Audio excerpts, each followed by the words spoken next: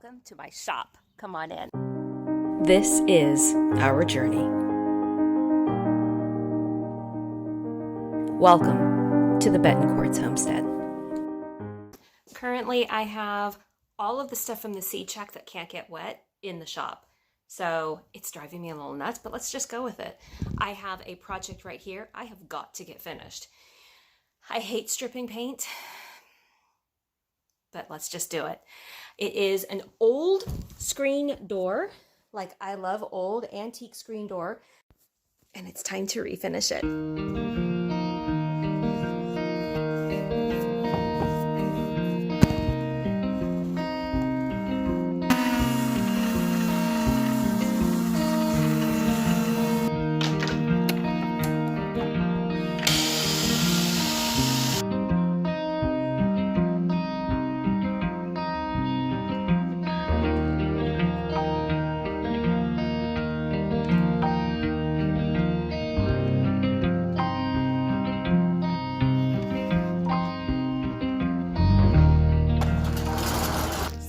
I'm done.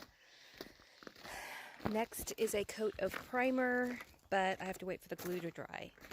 And that's it. I'm rebuilding an old antique screen door. You know, those old antique screen doors that flap and bang, bang, bang, bang. I love those things. Anybody wondering why I have screws sticking out of the top and the bottom of the screen door? It's time to paint. Let me show you. It makes it so much easier and faster. I have one screw on that side, and I have two screws on this side. Those two screws are pretty much my handles. Let me show you. When I want to switch sides, I can grab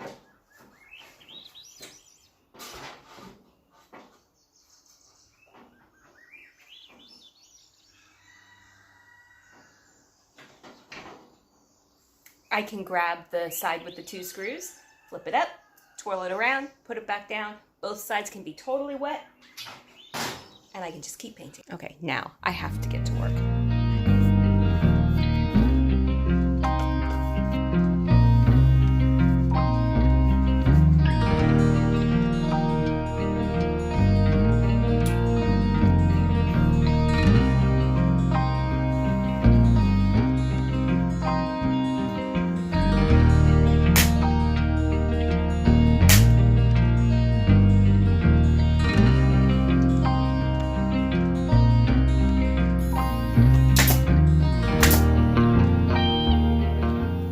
Remember that old antique screen door, you know, the one that we sanded down and refinished and repaired, rescreened?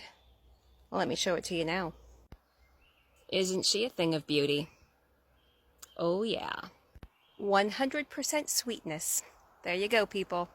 Another project in the bag.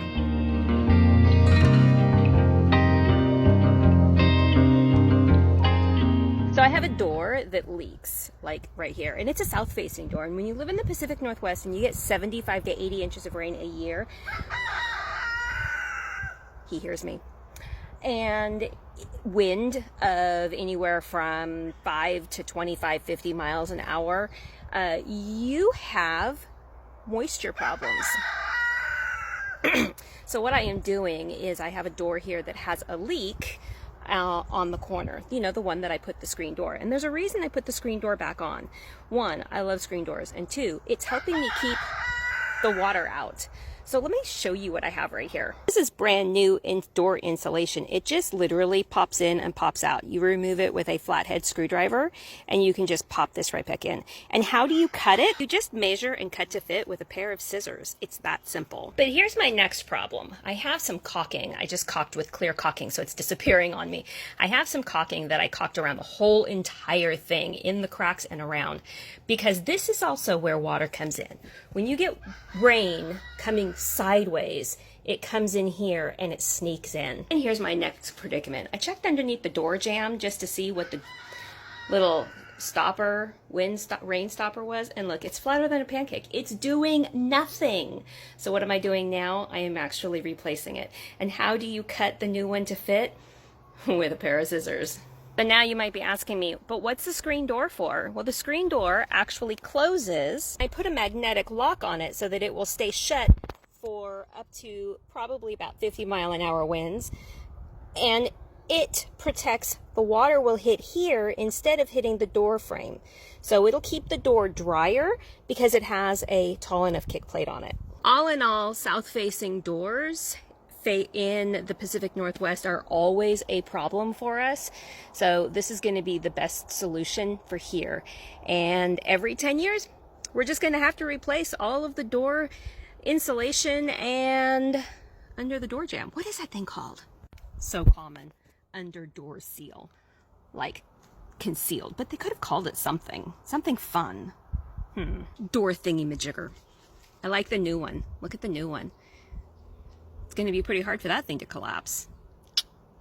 By now you probably know I do not like it when things do not work properly. So the final piece to the screen door has finally come. And is it wrapped up tighter than Fort Knox?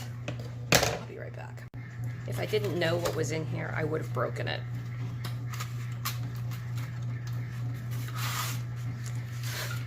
Wrapped up tight in a package that was taped shut in a container that is, this is it. This is going to solve a massive problem that old wooden screen doors have, sagging. Let me show you the issue. See the gap there? And see how it doesn't fully close here? Sorry, you had to turn your phones. There's no other way I could have shown you this without doing that. I couldn't get my phone down that far, so let's fix it. This is all it is. It's two pieces with a little threaded device. You're gonna thread it loosely here. And then you're gonna screw it on the inside with these things right here. Make sure you drill pilot holes first. You don't want to ruin a screen door that you literally just spent 2 weeks refinishing. Then all you have to do is tighten it until you get the fit you want. Because what it's doing is it's pulling the door up. And that's perfect. The first time. Sweetness of all. Now here, let me show you something. See that right there? And the little plate right there? Hear the click? We get really strong winds here. That thing is a 70-pound magnet.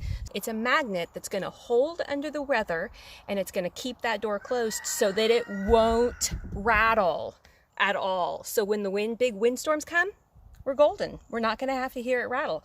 And now that I have this little beautiful cross diagonal beam on it, I've lifted it up on the edge and it's gonna close perfectly and latch every time. You know what I love most about these is they're such simple fixes, old-fashioned fixes. Like, it takes no time at all, and it's really inexpensive. Why live with a warped screen door that doesn't close properly? Don't have to.